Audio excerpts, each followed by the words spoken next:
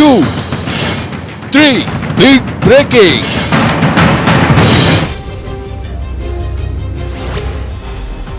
ರಾಜ್ಯದಲ್ಲಿ audio bomb ಸಂಚಲನ, audio bomb ಲಾಭ ಯಾರಿಗೆ, ಎಲ್ಲಿ ಹೀರೋ ಯಾರು ಅನ್ನೋದು, ಇಲ್ಲಿ ಯಾರು ಹೀರೋ ಯಾರು ವಿಲನ್, ಆಡಿಯೋ ಬಾಂಬ್ ನ ಎಫೆಕ್ಟ್ ನಿಂದ ಯಾರಿಗೆ ಲಾಭ ಆಗುತ್ತೆ, ರಾಜ್ಯದ ಆಡಿಯೋ ಬಾಂಬ್ ಸಂಚಲನ ಏನಿದೆ ಅದರಲ್ಲಿ ಈಗ ಆಡಿಯೋ ಬಾಂಬ್ ನಿಂದ ಯಾರಿಗೆ ಲಾಭ ಯಾರಿಗೆ ನಷ್ಟ, ಇಲ್ಲಿ ಯಾರು ನಿಜಕ್ಕೂ ಹೀರೋ ಆಗ್ತಾರೆ ಯಾರು ವಿಲನ್ ಆಗ್ತಾರೆ ಅನ್ನೋದು ಪ್ರಶ್ನೆ. ಒಂದೇ ಕಲ್ಲಿನಲ್ಲಿ ಎರಡು ಹಕ್ಕಿಯನ್ನ ಹೊಡೆಯುವಂತ ಪ್ರಯತ್ನ ಆಗಿದೆ ಅನ್ನೋದು ಆಡಿಯೋ ಬಾಂಬ್ ಏನು ಸಂಚಲನವನ್ನು ಉಂಟು ಮಾಡಿದೆ ರಾಜ್ಯದಲ್ಲಿ, ಅದರಲ್ಲಿ ಒಂದೇ ಕಲ್ಲಿನಲ್ಲಿ ಎರಡು ಹಕ್ಕಿಯನ್ನ ಹೊಡೆಯಲಾಗಿದೆ ಅನ್ನೋದು.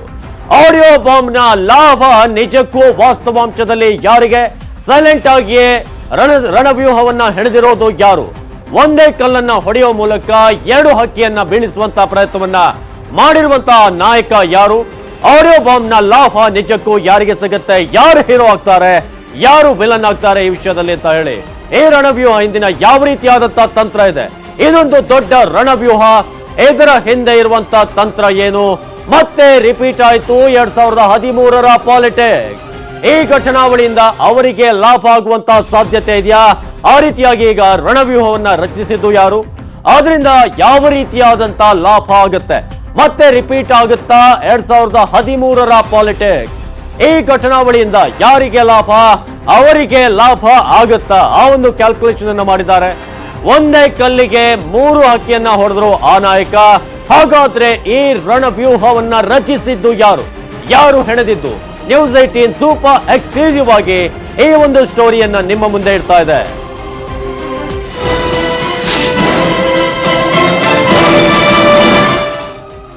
ಆಡಿಯೋ ಬಾಂಬ್ ನಿಂದ ಒಂದೇ ಕಲ್ಲಿಗೆ ಎರಡು ಹಕ್ಕಿ, ಅದೇ ರೀತಿಯಾಗಿ ಸೈಲೆಂಟ್ ಆಗಿ ರಣವ್ಯೂಹವನ್ನ ಸಿದ್ಧ ಮಾಡ್ತಿರುವಂತಹ ಸಿದ್ದರಾಮಯ್ಯ. ಸಿದ್ದು ರಾಜಕೀಯ ತಂತ್ರಕ್ಕೆ ಎಲ್ಲರೂ ಕಂಗಾಲು.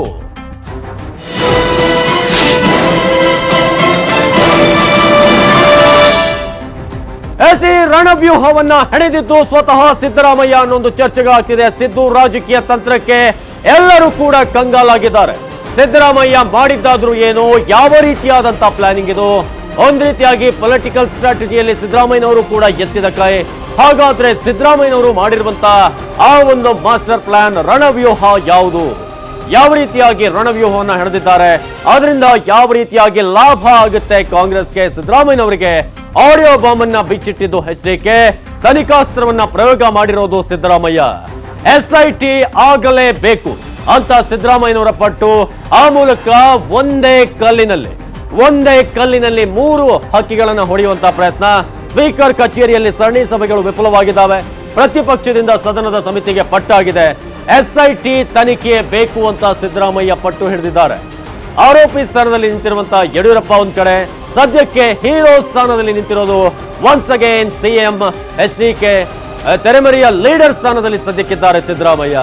ಆ ಮೂಲಕ ಬ್ಯಾಕ್ ಗ್ರೌಂಡ್ ನಲ್ಲಿ ಸ್ಕ್ರೀನ್ ಪ್ಲೇ ಅನ್ನ ಬರೀತಿರೋದು ಸಿದ್ದರಾಮಯ್ಯ, ಎದುರು ಕಡೆ ಹೀರೋ ಆಗಿರೋದು ಎಚ್ಡಿಕೆ. ರಾಷ್ಟ್ರ ರಾಜಕಾರಣಕ್ಕೆ ಸಂದೇಶವನ್ನ ಕಳಿಸೋದಕ್ಕೆ ಸಿದ್ದರಾಮಯ್ಯನವರ ಪಟ್ಟಿದು. SIT ತನಿಖೆಯ ಪಟ್ಟಿನ ಹಿಂದೆ ಸರಿಯಾಗಿ ಒಂದು ಪ್ಲಾನ್ ಇದೆ. ಅದೇ ರೀತಿಯಾಗಿ ಸದನದ ಒಳಗೂ ಹೊರಗೂ SITಗೆ ಪಟ್ಟನ್ನ ಹಿಡಿದಿರೋದು ಹೆಚ್ಚಾಗಿ ಸಿದ್ದರಾಮಯ್ಯನವರು ಮತ್ತು ಕಾಂಗ್ರೆಸ್. ರಾಷ್ಟ್ರ ರಾಜಕಾರಣಕ್ಕೆ ಒಂದು ಮೆಸೇಜ್ ಅನ್ನ ಕಳಿಸಬೇಕು ಅನ್ನೋದು ಸಿದ್ದು ಪಟ್ಟು. SIT ತನಿಖೆಯ ಪಟ್ಟಿನಿಂದ ಹಿಂದೆ ಸರಿಯದೆ ಸಿದ್ದರಾಮಯ್ಯನವರು SIT ತನಿಖೆ ಆಗಲೇಬೇಕು ಅಂತ ಪಟ್ಟನ್ನ ಹಿಡಿದಿದ್ದಾರೆ. ಆ ಮೂಲಕ ಮೂರು ಹಕ್ಕಿಗಳನ್ನು ಹೊಡೆಯುವಂತ ಪ್ರಯತ್ನ.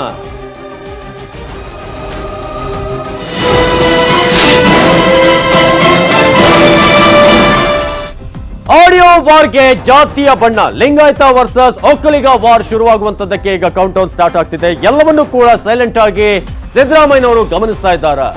ಆಡಿಯೋ ವಾರ್ಗೆ ಜಾತಿ ಬಣ್ಣವನ್ನ ಹಚ್ಚುವಂತ ಪ್ರಯತ್ನ, ಲಿಂಗಾಯತ ವರ್ಸಸ್ ಒಕ್ಕಲಿಗ ವಾರ್ ಶುರು, ಇದನ್ನೆಲ್ಲ ಸೈಲೆಂಟ್ ಆಗಿ ಎಲ್ಲವನ್ನ ಕೂಡ ಅಬ್ಸರ್ವ್ ಮಾಡ್ತಿದ್ದಾರೆ ಸಿದ್ದರಾಮಯ್ಯ ಅನ್ನೋದು. ಇದು SITಯ ರಣವ್ಯೂಹ ಸಿದ್ದರಾಮಯ್ಯನವರಿಂದ ಅನ್ನೋದು.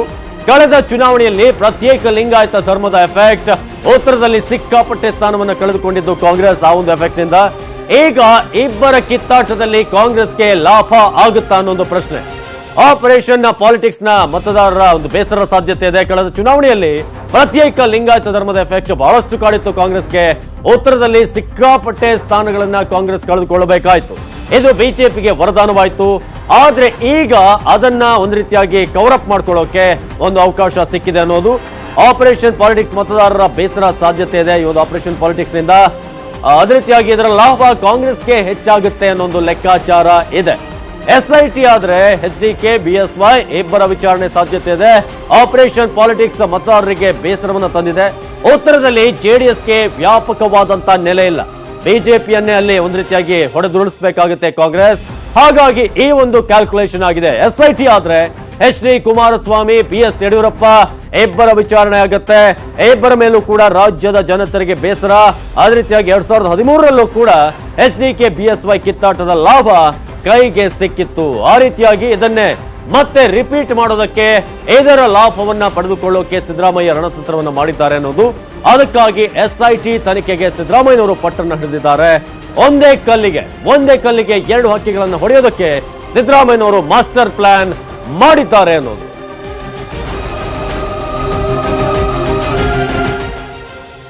ಹಾಗಾದ್ರೆ SIT ತನಿಖೆಯ ಬಗ್ಗೆ ಸಿದ್ದರಾಮಯ್ಯನವರು ಹೇಳಿದ್ದೇನು? ಬನ್ನಿ ಒಮ್ಮೆ ನೋಡೋಣ. ಯಾವುದಾದರೂ ತನಿಖೆ ಆಗಬೇಕು, ಸತ್ಯಾಸತ್ಯತೆ ಗೊತ್ತಾಗಬೇಕು.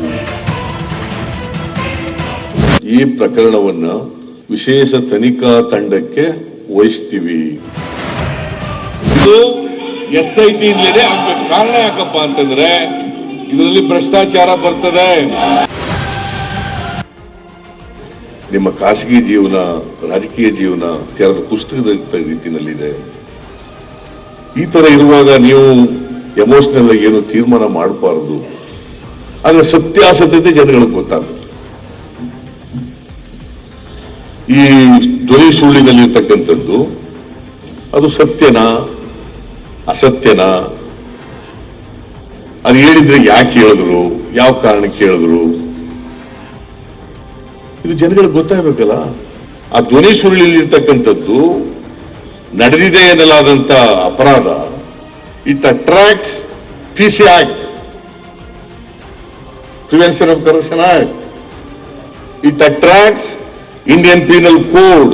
ಇದಕ್ಕೆ ಸರಿಯಾದಂತ ತನಿಖೆ ಆಗಬೇಕಾಗಿರ್ತಕ್ಕಂಥದ್ದು SITನೇ ಆಗಬೇಕು, ಇಲ್ಲ ಪೊಲೀಸ್ನವ್ರು ಮಾಡಬೇಕು. SIT ಇಂದಲೇ ಆಗ್ಬೇಕು. ಕಾರಣ ಯಾಕಪ್ಪ ಅಂತಂದ್ರೆ ಇದರಲ್ಲಿ ಭ್ರಷ್ಟಾಚಾರ ಬರ್ತದೆ. PC ಆಕ್ಟ್ ಒಳಗಡೆ ಬರ್ತದೆ, ಭ್ರಷ್ಟಾಚಾರ ನಿಷೇಧ ಕಾಯ್ದೆ ಒಳಗಡೆ ಬರ್ತದೆ, ಇಂಡಿಯನ್ ಪೀನಲ್ ಕೋಡ್ ಒಳಗಡೆ ಬರ್ತದೆ. ಸದನ ಸಮಿತಿ ಆಗಲಿ, ವಿಲೇಜ್ ಕಮಿಟಿ ಆಗಲಿ, ಅದರಿಂದ ಸತ್ಯ ಹೊರಗಡೆ ಬರಲ್ಲ. ನಂಬರ್ 1. ನಂಬರ್ 2, ಎಲ್ಲವೂ ಕೂಡ ಫ್ಯಾಕ್ಟ್ ಫೈಂಡಿಂಗ್ ಬಾಡಿಗಳು. ಪ್ರಾಸಿಕ್ಯೂಷನ್ ಮಾಡಕ್ಕಾಗಲ್ಲ, ತಪ್ಪಿತಸ್ಥರಿಗೆ ಶಿಕ್ಷೆ ಆಗಲ್ಲ. ಇವಾಗೇನು ಕೆಟ್ಟ ರಾಜಕಾರಣ ನಡೀತಾ ಇದೆ, ಆ ರಾಜಕಾರಣಕ್ಕೆ ಕೊನೆ ಮಾಡಕ್ ಸಾಧ್ಯ ಇಲ್ಲ. ದೇಶದಲ್ಲಿ ಒಂದು ರಾಜಕೀಯ ಮೌಲ್ಯಗಳನ್ನ ಎತ್ತಿಡಿತಕ್ಕಂಥ ಪ್ರಯತ್ನವನ್ನ ಮಾಡಲಿಕ್ಕೆ ಎಂದೆಂದಿಗೂ ಕೂಡ ಸಾಧ್ಯ ಆಗಲ್ಲ. ಬಗ್ಗೆ ಹೆಚ್ಚಿನ ಮಾಹಿತಿಯನ್ನು ಕೊಡ್ತಾರೆ ನಮ್ಮ ಔಟ್ಪುಟ್ ಹೆಡ್ ಮಧು. ಇದೀಗ ಕಳೆದ ಬಾರಿ ವಿಧಾನಸಭಾ ಚುನಾವಣೆ ಸಂದರ್ಭದಲ್ಲಿ ದೇವೇಗೌಡರು ಒಂದು ಮಾತನ್ನ ಹೇಳಿದ್ರು, Siddaramaiah is a smart politician compared to others ಅಂತ. ಅದನ್ನ ಮತ್ತೆ ಪ್ರೂವ್ ಮಾಡ್ಲಿಕ್ಕೆ ಹೊರಟಿದ್ದಾರೆ. ಅವಿನಾಶ್, ನೀವು ಖಂಡಿತ ಹೌದು ನಿಮ್ಮ ಮಾತು. ಯಾಕಂತಂದ್ರೆ ಇವರು ದೇವೇಗೌಡರ ರಾಜಕಾರಣವನ್ನ ದಶಕಗಳಿಂದ ಜೊತೆಗೆ ಇದ್ದು ಕಲಿತು ಕರಗತ ಮಾಡಿಕೊಂಡು ಆ ಗರಡಿಯಿಂದ ಹೊರಗಡೆ ಬಂದು ಅದೇ ದೇವೇಗೌಡರಿಗೆ ಪಟ್ಟು ಕೊಟ್ಟಂತ ರಾಜ್ಯ ರಾಜಕಾರಣದ ಒಬ್ಬ ಪ್ರಬಲ ನಾಯಕ. ಅದು ಒಂದು ಕಡೆ. ಇನ್ನೊಂದೇನಂತಂದ್ರೆ ಪೊಲಿಟಿಕಲ್ ಸೈನ್ಸ್ ಅಂತ ಯಾರು ಕರೆದ್ರೋ ಗೊತ್ತಿಲ್ಲ, ಸೀರಿಯಸ್ಲಿ ಆ ಪೊಲಿಟಿಕಲ್ ಸೈನ್ಸ್ ಅನ್ನುವಂಥದ್ದು ನಿಜಕ್ಕೂ ಕೂಡ ಈ ಒಂದು ಘಟನಾವಳಿಯಲ್ಲಿ ಚೆನ್ನಾಗಿ ಅಪ್ಲೈ ಆಗುತ್ತೆ. ಯಾಕಂದ್ರೆ ಯಾವುದೇ ಒಂದು ಆಕ್ಷನ್ಗೆ ರಿಯಾಕ್ಷನ್ ಏನ್ ಬರುತ್ತೆ, ಆ ರಿಯಾಕ್ಷನ್ ನ ರಿಸಲ್ಟ್ ಮತ್ತೆಲ್ಲ ಹೋಗಿ ಮುಟ್ಟುತ್ತೆ. ಅದನ್ನೇ ಸೈನ್ಸ್ ಅಂತ ಕರಿತೀವಿ ನಾವು. ಅದೇ ರೀತಿ ಇದರ ರಿಸಲ್ಟ್ ಇವತ್ತು ಏನ್ ಇಡೀ ಆಡಿಯೋ ಘಟನಾವಳಿ ಏನಾಗಿದೆ, ಆಡಿಯೋ ಹೈಡ್ರಾಮಾ, ಹಂಗಾಮ, ಆಡಿಯೋ ರಾಜಕೀಯ ಜಟಾಪಟಿ, ಇವೆಲ್ಲವೂ ಕೂಡ ಎಲ್ಲೋ ಒಂದು ಕಡೆ ಕಾಂಗ್ರೆಸ್ಗೆ ಆನ್ ಎ ಸರ್ಫೇಸ್ ಲೆವೆಲ್ ಮುಂದೆ ಫ್ಯೂಚರ್ ಅಲ್ಲಿ ಹೆಲ್ಪ್ ಆಗುವಂತ ಸಾಧ್ಯತೆಗಳನ್ನ ಕಾಣಿಸ್ತಿದೆ. ಯಾಕೆ ಅಂತ ನಾನು ಹೇಳಲಿಕ್ಕೆ ಹೊರಟ್ರೆ, ನಂಬರ್ 1, ಉತ್ತರದಲ್ಲಿ JDSಗೆ ವ್ಯಾಪಕವಾದಂತಹ ನೆಲೆ ಇಲ್ಲ. ಈಗಾಗಲೇ ನಾವು ಹೇಳಿದೀವಿ, ಇಲ್ಲಿ ದಕ್ಷಿಣದಲ್ಲಿ ಅವರ ಸ್ಥಾನ ಯಾವತ್ತಿದ್ರೂ ಕೂಡ ಈಗ ತಕ್ಷಣಕ್ಕೆ ಈಗಿನ ಮಟ್ಟಕ್ಕೆ ಏನೋ ಭದ್ರವಾಗಿದೆ. JDS ಕೋಟೆ ಏನಿದೆ ದಕ್ಷಿಣ ಭಾರತದ ಹಳೆ ಮೈಸೂರಲ್ಲಿ ಏನಿದೆ, ಅದು ಸಹಜವಾಗಿ ಭದ್ರವಾಗಿದೆ. ಒಕ್ಕಲಿಗ ಮತ ಬ್ಯಾಂಕ್ ಅಲ್ಲಿ ಯಾವುದೇ ರೀತಿಯ ಪ್ರತಿರೋಧ, ಎಲ್ಲೋ ಚಿಕ್ಕ ಪುಟ್ಟ ಪ್ರತಿರೋಧಗಳನ್ನು ಬಿಟ್ಟರೆ ಇನ್ನು ಲಾರ್ಜರ್ ಇಂಪ್ಯಾಕ್ಟ್ ಅಲ್ಲಿ ಈಗಲೂ ಕೂಡ ದಳದ್ದೇ ಪಾರುಪತ್ಯ. ಆದ್ರೆ ಉತ್ತರವನ್ನ ಗೆದ್ದಾಗ, ಹೇಗೆ ಉತ್ತರ ಪ್ರದೇಶವನ್ನ ಗೆದ್ದವರು ಪ್ರಧಾನಮಂತ್ರಿ ಮುಖ್ಯಮಂತ್ರಿ ಆಗ್ತಾರೆ ಅನ್ನೋ ಒಂದು ಏನು ಸೂತ್ರ ಇದೆಯೋ ಅದೇ ರೀತಿ ಕರ್ನಾಟಕದಲ್ಲಿ ಉತ್ತರ ಭಾರತವನ್ನ ಕಬ್ಜಾ ಮಾಡಿದವರು, ಉತ್ತರ ಭಾರತವನ್ನ ದಿಗ್ವಿಜಯ ಸಾಧಿಸೋರು ಯಾವತ್ತು ಕೂಡ ಮುಖ್ಯಮಂತ್ರಿ ಆಗ್ಲಿಕ್ಕೆ ಆ ಒಂದು ಪಕ್ಷಕ್ಕೆ ಒಂದು ರಹದಾರಿ, ಒಂದು ಐರಾವತ ನಡಿಗೆಗೆ ಸಾಕ್ಷಿ ಆಗುತ್ತೆ, ಒಂದು ಅವಕಾಶ ಆಗುತ್ತೆ ಅನ್ನುವಂಥದ್ದು ಎಲ್ಲರಿಗೂ ಗೊತ್ತಿರೋ ವಿಚಾರ. ಅದೇ ರೀತಿ ಉತ್ತರದಲ್ಲಿ ಜೆಡಿಎಸ್ಗೆ ಯಾವುದೇ ಆದಂತಹ ಒಂದು ವ್ಯಾಪಕ ನೆಲೆ ಇಲ್ಲ. ಕಳೆದ ಬಾರಿ ಪ್ರತ್ಯೇಕ ಲಿಂಗಾಯತ ಧರ್ಮದ ಎಫೆಕ್ಟ್ ನಿಂದಾಗಿ ಸಿದ್ದರಾಮಯ್ಯ ನೇತೃತ್ವದ ಕಾಂಗ್ರೆಸ್ ಸರ್ಕಾರಕ್ಕೆ ಏನು ಹಿನ್ನಡೆ ಆಗಿತ್ತು, ಆ ಹಿನ್ನಡೆಯಿಂದಾಗಿ ಎಷ್ಟೋ ಕ್ಷೇತ್ರಗಳಲ್ಲಿ ಬಿಜೆಪಿಗೆ ಲಾಭ ಆಗಿ ಅವರ ಸಂಖ್ಯಾಬಲ ಕೂಡ ವೃದ್ಧಿಯಾಗಿತ್ತು. ಆದ್ರೆ ಈ ಬಾರಿ ನಡೆದಂತ ಏನು ಈಗ ಕುಮಾರಸ್ವಾಮಿ ಅವರು ಜೇಮ್ಸ್ ಬಾಂಡ್ ರೀತಿ ಏನು ಒಂದು ಸ್ಟಿಂಗ್ ಆಪರೇಷನ್ ಮಾಡಿಸಿ ಇಡೀ ಒಂದು ಆಪರೇಷನ್ ಕಮಲದ ಒಂದು ಮೆಗಾ ಚಿತ್ರಣವನ್ನ ರಾಜ್ಯದ ಜನತೆಯ ಮುಂದೆ ಬಿಚ್ಚಿಟ್ಟಿದ್ದಾರೆ. ಅದು ಎಲ್ಲೋ ಒಂದು ಕಡೆ ಮತ್ತೆ 2013ರ ರೀತಿಯಲ್ಲೇ ಒಕ್ಕಲಿಗ ವರ್ಸಸ್ ಲಿಂಗಾಯತ ಪಾಲಿಟಿಕ್ಸ್, ಹೇಗೆ ಅವರು 2 ಸಲ, ಮೊದಲನೇ ಸಲ ಏನು ವಚನ ಭ್ರಷ್ಟತೆ ಆಧಾರದ ಮೇಲೆ ಜಾತಿ ಪಾಲಿಟಿಕ್ಸ್ ಮಾಡಿದ್ರು BSY, ಈಗಲೂ ಕೂಡ ಅದೇ ರೀತಿ ಆಗುತ್ತೆ. ಒಬ್ಬ ಪ್ರಬಲ ಲಿಂಗಾಯತ ಮುಖಂಡರನ್ನ, ಒಬ್ಬ ಹೋರಾಟಗಾರನ ಮುಗಿಸ್ಲಿಕ್ಕೆ ದಳ ಒಂದು ಪ್ರಯತ್ನ ಮಾಡ್ತು ಅನ್ನೋಂಥದ್ದು ಸಹಜವಾಗಿ ರಾಜಕೀಯ ಆರೋಪ ಆಗುತ್ತೆ. ಅದೇ ರೀತಿ ಅವರು ಸರ್ಕಾರ ಉಳಿಸ್ಕೊಳ್ಳಿಕ್ಕೆ ಇವ್ರು ಏನೇನ್ ಮಾಡಕ್ ಹೊರಟಿದ್ರು ಅದನ್ನ ನಾವು ಎಕ್ಸ್ಪೋಸ್ ಮಾಡಿದ್ವಿ, ಪ್ರಜಾಪ್ರಭುತ್ವದ ರಕ್ಷಣೆ ಅನ್ನುವಂಥದ್ದು ದಳದ ಒಂದು ಶೀಲ್ಡಿಂಗ್ ಅಂದ್ರೆ ಡಿಫೆಂಡಿಂಗ್ ಆರೋಪ ಆಗುತ್ತೆ. ಇದೆರಡನ್ನೂ ಕೂಡ ಸದನದಲ್ಲಿ ಏನು ಸಿದ್ದರಾಮಯ್ಯ ಅವರು ಸೂಕ್ಷ್ಮವಾಗಿ ಗಮನಿಸ್ತಾ ಇದ್ದಾರೆ. ಇದೆರಡನ್ನು ಗಮನಿಸಿರುವಂತಹ ಸಿದ್ದರಾಮಯ್ಯ ಮಾಡ್ತಿರುವಂತದ್ದು ಇಷ್ಟೇ. ಒಂದು ನಿನ್ನೆ ಕೂಡ ಏನು ಅವರು ಭಾಷಣದಲ್ಲಿ ಮಾತನಾಡ್ತಾ ಇದ್ರು, ಯಡಿಯೂರಪ್ಪನವರು ಹೇಳಿದ್ರು ಏನಂತಂದ್ರೆ, ಸಿದ್ದರಾಮಯ್ಯ ಅವರೇ ನಿಮಗೆ SIT ಬಗ್ಗೆ ಗೊತ್ತು ಅಂತ. ಕೂಡಲೇ ಎದ್ದು ನಿಂತ ಸಿದ್ದರಾಮಯ್ಯ, ನಾನು ನಿಮ್ಮ ವಿಚಾರವನ್ನೇ ಪ್ರಸ್ತಾಪ ಮಾಡಿಲ್ಲ, ಇದು ಪ್ರಜಾಪ್ರಭುತ್ವದ ವಿಚಾರ, ಇದು ಶಾಸನಸಭೆಯ ಶಾಸಕರ ಮರ್ಯಾದೆ ಮತ್ತು ಇನ್ನು ಹಕ್ಕುಚ್ಯುತಿಯ ಸ್ಪೀಕರ್ ಹಕ್ಕುಚ್ಯುತಿಯ ವಿಚಾರ. ನಿಮ್ಮ ಹೆಸರನ್ನೇ ಪ್ರಸ್ತಾಪ ಮಾಡಿಲ್ಲ, ಯಾರ ಹೆಸರನ್ನು ಪ್ರಸ್ತಾಪ ಮಾಡಿಲ್ಲ. ಸತ್ಯ ಗೊತ್ತಾಗ್ಲಿ, SIT ತನಿಖೆ ಆಗ್ಲಿ ಅನ್ನೋದಷ್ಟೇ ನಮ್ಮ ಉದ್ದೇಶ, ಅನ್ನೋದಷ್ಟೇ ನಮ್ಮ ಒಂದು ಆಗ್ರಹ, ಬೇಡಿಕೆ ಅನ್ನುವಂತ ಮಾತನ್ನ ಪುನರುಚ್ಚಾರ ಮಾಡಿದ್ರು. ಎಗೇನ್ ಅಲ್ಲೊಂದು ರಾಜಕೀಯ ಜಾಣ್ಮೆ. ಎಲ್ಲೂ ಕೂಡ ಅವರು 3 ದಿನ ನಡೆದಂತ ಈ ಆಡಿಯೋ ಗಲಾಟೆ ಏನ್ ನಡೀತು ಸದನದಲ್ಲಿ, ಎಲ್ಲೂ ಕೂಡ ಯಡಿಯೂರಪ್ಪನವರ ಬಗ್ಗೆ ಮಾತಾಡಿಲ್ಲ ಸಿದ್ದರಾಮಯ್ಯ. ಎಲ್ಲೂ ಕೂಡ ಹೊರಗಡೆ ಕೂಡ ಸದನದ ಹೊರಗೆ ಬಂದಂತ ಸಂದರ್ಭದಲ್ಲಿ ಟ್ವೀಟ್ ಅಥವಾ ಬೈಟ್ ಏನು ಮಾಧ್ಯಮಗಳಿಗೆ ಕೊಟ್ಟಂತ ಪ್ರತಿಕ್ರಿಯೆ ಇರಬಹುದು ಅಥವಾ ಟ್ವೀಟ್ ಮೂಲಕ ಏನು ಕೆಣಕುವಂತ ಪ್ರಯತ್ನ, ಎಲ್ಲವೂ ಕೂಡ ದಿಲ್ಲಿಗೆ ತಲುಪುವಂತ ಸಂದೇಶವನ್ನು ನೀಡುವಂತ ಪ್ರಯತ್ನವನ್ನ ಸಿದ್ದರಾಮಯ್ಯ ಮಾಡಿದ್ದಾರೆ.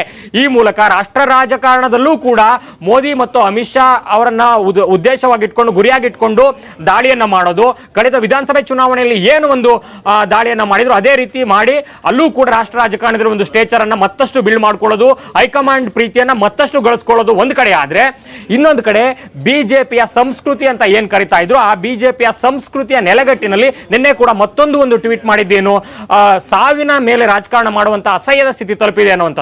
ತಮ್ಮ ವಿಧಾನಸಭೆ ಚುನಾವಣೆಯ ಟೈಮಲ್ಲಿ ಏನು ಅವರ ಮಗನ ಸಾವಿನ ಬಗ್ಗೆ ಜನಾರ್ದನ್ ರೆಡ್ಡಿ ಅವರು ಕೊಟ್ಟಿದ್ದಂತ ಒಂದು ಅವಹೇಳನಕಾರಿ ಹೇಳಿಕೆ ಏನಿತ್ತು, ಅದನ್ನು ಕೂಡ ರೀಕಾಲ್ ಮಾಡುವಂತಿತ್ತು ಆ ಟ್ವೀಟ್.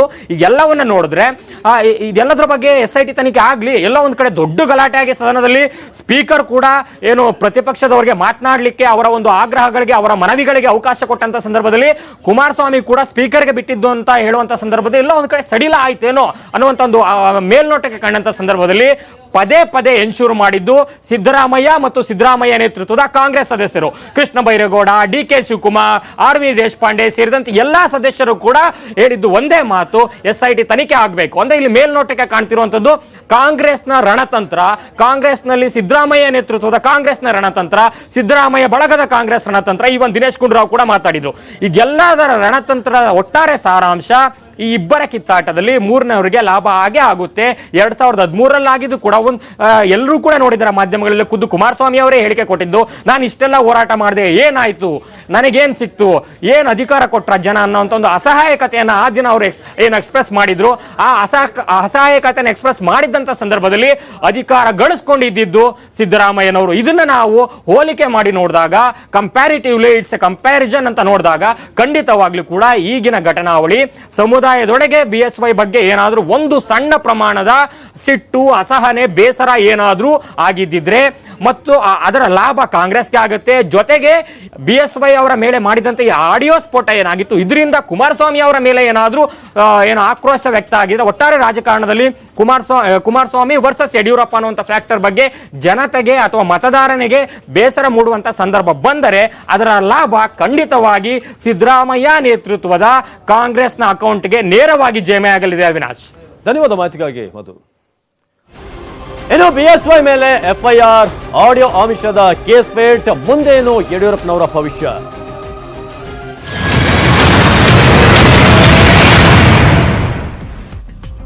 ಆಮಿಷದ ಆಡಿಯೋ ಡೀಲ್ ಸ್ಫೋಟ ಪ್ರಕರಣ ಯಡಿಯೂರಪ್ಪಗೆ ಶುರುವಾಯಿತು ಸಂಕಷ್ಟ. ಬಿಎಸ್ವೈ ಸೇರಿ 4 ವಿರುದ್ಧ ಎಫ್ಐಆರ್ ದಾಖಲಾಗಿದೆ. ಆ ಮೂಲಕ ಇಷ್ಟು ದಿನ ಏನು ಎಫ್ಐಆರ್ ದಾಖಲಾಗಿಲ್ಲ. ಎಸ್ಐಟಿ ತನಿಖೆ ಹೇಗೆ ಸ್ಟಾರ್ಟ್ ಆಗುತ್ತೆ ಅನ್ನೋದು ಪ್ರಶ್ನೆ ಇತ್ತು. ಈಗ ಯಡಿಯೂರಪ್ಪನವರಿಗೆ ಶುರುವಾಗಿದೆ ಸಂಕಷ್ಟ. ಬಿಎಸ್ವೈ ವಿರುದ್ಧ ಎಫ್ಐಆರ್ ಅನ್ನ ದಾಖಲಿಸಲಾಗಿದೆ. ಬಿಎಸ್ವೈ ಸೇರಿ 4 ವಿರುದ್ಧ ಎಫ್ಐಆರ್ ಅನ್ನ ರಿಜಿಸ್ಟರ್ ಮಾಡಿರೋದ್ರಲ್ಲಿ ಆ ಮೂಲಕ ಈಗ ಬಿಎಸ್ವೈ ಅವರಿಗೆ ಮತ್ತೆ ಸಂಕಷ್ಟ ಶುರುವಾಗಿದೆ. ಆಮಿಷದ ಆಡಿಯೋ ಡೀಲ್ ಸ್ಫೋಟ ಪ್ರಕರಣಕ್ಕೆ ಸಂಬಂಧಪಟ್ಟಂತೆ ಈಗಾಗಲೇ ಎಫ್ಐಆರ್ ಆಗಿದೆ. ಬಿಎಸ್ವೈ ಸೇರಿ 4 ವಿರುದ್ಧ ಎಫ್ಐಆರ್. ಹಾಗಾಗಿ ಮುಂದೆ ಎಫ್ಐಆರ್ ಆದ ನಂತರ ಏನಾಗುತ್ತೆ, ಯಾವ ರೀತಿಯಾದಂತ ಸಂಕಷ್ಟ ಯಡಿಯೂರಪ್ಪನವ್ರನ್ನ ಸುತ್ತಕೊಂಡು ಬರುತ್ತೆ ಅನ್ನೋದು. ಈಗ ರಾಯಚೂರಿನ ದೇವದುರ್ಗದಲ್ಲಿ ಎಫ್ಐಆರ್ ಅನ್ನು ಈಗಾಗಲೇ ದಾಖಲಿಸಲಾಗಿದೆ. ರಾಯಚೂರಿನ ದೇವದುರ್ಗದಲ್ಲಿ ಎಫ್ಐಆರ್ ದಾಖಲಾಯಿತು. ಮುಂದೇನಾಗುತ್ತೆ, ಬಿಜೆಪಿಯ ರಾಜ್ಯಾಧ್ಯಕ್ಷರ ಎದೆಯಲ್ಲಿ ಈಗ ಢವಢವ ಶುರುವಾಗುತ್ತೆ. ಆಲ್ರೆಡಿ ಶುರುವಾಗಿದೆ. ಏನಾಗುತ್ತೆ ಮುಂದೆ ಅನ್ನೋದು.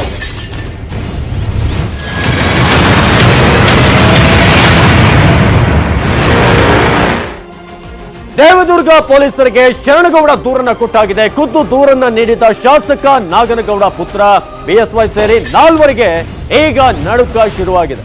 ದೇವದುರ್ಗ ಪೊಲೀಸರಿಗೆ ಶರಣಗೌಡ ದೂರನ್ನ ಕೊಟ್ಟಿರೋದು.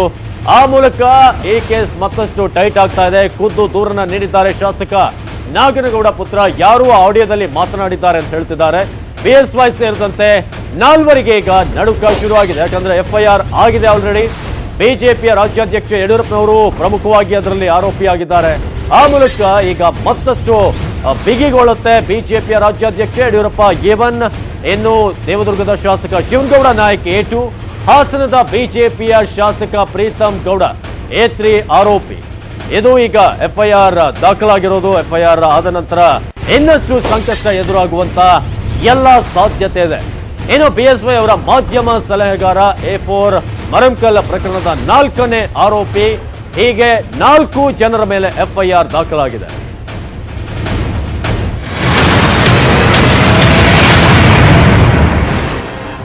ಆಪರೇಷನ್ ಆಡಿಯೋ ಬಾಂಬ್ ಮುಂದೇನಾಗುತ್ತೆ? ದೇವದುರ್ಗ ಪೊಲೀಸರೇ ತನಿಖೆ ಮಾಡ್ತಾರಾ? ಎಸ್ಐಟಿ ರಚನೆ ಆದ್ರೆ ಆ ಸಂಸ್ಥೆ ಏನು ಮಾಡುತ್ತೆ? ಯಾವ ರೀತಿಯಾಗಿ ಕಾರ್ಯೋನ್ಮುಖವಾಗುತ್ತೆ? ಇದು ಈಗಿನ ಪ್ರಶ್ನೆ. ದೇವದುರ್ಗ ಪೊಲೀಸರ ಒಂದು ಠಾಣೆಯಲ್ಲಿ ಈಗ ಎಫ್ಐಆರ್ ಆಗಿರೋದ್ರಿಂದ ಅವರೇ ತನಿಖೆಯನ್ನ ಮಾಡ್ತಾರಾ? ಎಸ್ಐಟಿ ರಚನೆ ಆದ್ರೆ ಆ ಸಂಸ್ಥೆ ಏನು ಮಾಡುತ್ತೆ? ಇದು ಈಗ ರಾಜ್ಯದ ಜನತೆ, ಸ್ವತಃ ಬಿಜೆಪಿ, ಕಾಂಗ್ರೆಸ್ ಮತ್ತು ಜೆಡಿಎಸ್ ನ ನಾಯಕರಿಗಿರುವಂತಹ ಕುತೂಹಲ. ಎಫ್ಐಆರ್ ಆಗಿರೋದ್ರಿಂದ ತನಿಖೆ ನಡೀಲೇಬೇಕು. ಎಸ್ಐಟಿ ರಚನೆ ಆದ್ರೂ ಕೂಡ ಹೊಸ ಎಫ್ಐಆರ್ ಅನ್ನ ಹಾಕುವಂತಿಲ್ಲ. ಇದೇ ಎಫ್ಐಆರ್ ಮೇಲೆ ಎಸ್ಐಟಿ ತನಿಖೆಯನ್ನ ಮಾಡುತ್ತೆ.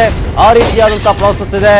ಜೊತೆಗೆ ಎಫ್ಐಆರ್ ಆಯ್ತು, ಬಿಎಸ್ವೈ ಕತೆ ಮುಂದೇನು? ಎಫ್ಐಆರ್ ಅಂತೂ ಈಗ ಆಗಿಲ್ಲ ಅಂತ ಮಾಧುಸ್ವಾಮಿ ಅವರು ಹೇಳ್ತಾ ಇದ್ರು. ಈಗ ಎಫ್ಐಆರ್ ಕೂಡ ಆಗಿದೆ. ಆರೋಪಿಗಳ ರಕ್ಷಣೆಗೆ ಏನಿದೆ ದಾರಿ? ಇಬ್ಬರು ಶಾಸಕರು, ಪತ್ರಕರ್ತನ ಕತೆ ಏನು? ಒಂದ್ ಕಡೆ ಬಿಎಸ್ವೈ, ಇಬ್ಬರು ಶಾಸಕರು, ಮತ್ತೊಬ್ಬ ಪತ್ರಕರ್ತ, ಇವರ ಕತೆ ಏನು? 4 ಜನರ ಭವಿಷ್ಯ ಏನಾಗುತ್ತೆ? ಎಫ್ಐಆರ್ ದಾಖಲಾಗಿರೋದ್ರಿಂದ ತನಿಖೆ ಎದುರಿಸಲೇಬೇಕಾಗುತ್ತೆ. ಮುಂಜಾಗ್ರತೆಯಿಂದ ನಿರೀಕ್ಷಣಾ ಜಾಮೀನನ್ನ ಪಡೆಯಬಹುದು. ಆ ಒಂದು ಆಪ್ಷನ್ ಇದೆ. ಯಾವ ಕ್ಷಣದಲ್ಲಾದ್ರೂ ಕೂಡ ತನಿಖಾಧಿಕಾರಿ ಬಂಧಿಸಬಹುದು. ಆ ರೀತಿಯಾದ ಸಾಧ್ಯತೆ ಇದೆ.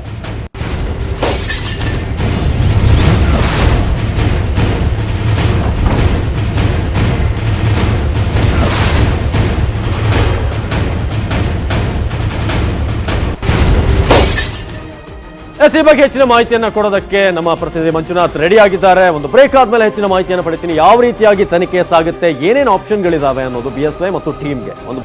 ಈಗಾಗಲೇ ಎಫ್ಐಆರ್ ದಾಖಲಾಗಿದೆ. ಎಫ್ಐಆರ್ ಆದ ನಂತರ ಬಿಎಸ್ವೈ ಮತ್ತು ಉಳಿದಂತ 3 ಜನರಿಗೆ ಯಾವ ರೀತಿಯಾದಂತಹ ಆಪ್ಷನ್ಸ್ ಇದೆ, ಹೇಗೆ ಇದರಿಂದ ಬಚಾವಾಗ್ತಾರೆ, ಯಾವ ರೀತಿಯಾಗಿ ತನಿಖೆ ನಡೆಯುತ್ತೆ, ಈ ಬಗ್ಗೆ ಹೆಚ್ಚಿನ ಮಾಹಿತಿಯನ್ನು ಕೊಡ್ತಾರೆ ಮಂಜುನಾಥ್, ಇದೀಗ ಬಿಜೆಪಿಗೆ ಇರುವಂತಹ ಆಪ್ಷನ್ಗಳೇನು? ಜೊತೆಗೆ ಎಫ್ಐಆರ್ ಒಂದ್ ಕಡೆ ಸ್ಟೇಷನ್ ಅಲ್ಲಿ ಆಗಿದೆ, ಯಾವ ರೀತಿಯಾಗಿ ನಡೆಯುತ್ತೆ ತನಿಖೆ ಅನ್ನೋದು? ಅವಿನಾಶ್, ನಿನ್ನೆ ಸಂಜೆ ತನಕ ಒಂದು ರೀತಿ ಚಿತ್ರಣ ಇತ್ತು. ಆದರೆ ಸಂಜೆ ನಂತರ ಏನು ಎಫ್ಐಆರ್ ದಾಖಲಾಯಿತು, ಆಗ ಇಡೀ ಪ್ರಕರಣಕ್ಕೆ ಒಂದು ಟ್ವಿಸ್ಟ್ ಬಂತು ಅಂತ ಹೇಳ್ಬೋದು. ಯಾಕೆಂದ್ರೆ ನಿನ್ನೆ ಸಂಜೆ ತನಕ ಅಂದ್ರೆ ಅಸೆಂಬ್ಲಿ ಅಡ್ಜರ್ನ್ ಆಗೋ ತನಕ ಬರೀ ಇನ್ನು SIT ಹಾಗೆ ಅಂತಾನೆ ಚರ್ಚೆ ಆಗ್ತಾ ಇತ್ತು. ಕೊಡಬೇಕಾ, ಕೊಟ್ಟೋದಾದ್ರೆ ಯಾವ ಸ್ವರೂಪ, ಸೊ ಇವೆಲ್ಲವೂ ಕೂಡ ಚರ್ಚೆ ಆಯಿತು. ಯಾರು ಅಧಿಕಾರಿ ನೇಮಕ ಮಾಡೋದು ಅನ್ನುವಂಥ ಎಲ್ಲ ಮಾಹಿತಿಗಳು, ಪ್ರಶ್ನೆಗಳು ಚರ್ಚೆ ಆಗ್ತಾ ಇದ್ವು.